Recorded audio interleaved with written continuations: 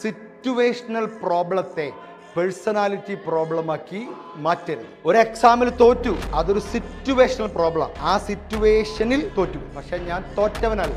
നിങ്ങളെ പ്രസംഗിക്കാൻ സ്റ്റേജിലേക്ക് വിളിച്ചു, വാക്കുകൾ വന്നില്ല, ബബ്ബ അടിച്ചു. ആ സിറ്റുവേഷനിൽ നിങ്ങൾക്ക് അത് പറ്റിയില്ല. പക്ഷെ അത് ചിലർ ഉള്ളിലേക്ക് എടുക്കും. My personality is like that എന്ന്. എനിക്ക് അവിടെ പേടിയായി. അപ്പം എനിക്ക് പേടിയുണ്ട്. ഞാൻ പേടിത്തൊണ്ടനോ പേടിത്തൊണ്ടിയോ ആണ്, കോൺഫിഡൻസ് ഇല്ലാത്ത ആളാണ് എന്ന പേഴ്സണാലിറ്റിയിലേക്ക് മാറ്റും.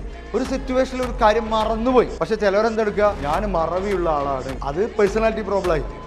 ഇത് സിറ്റുവേഷൻ പ്രോബ്ലം. ഒരു അബദ്ധം പറ്റി, അത് ആ സിറ്റുവേഷനിൽ പറ്റി.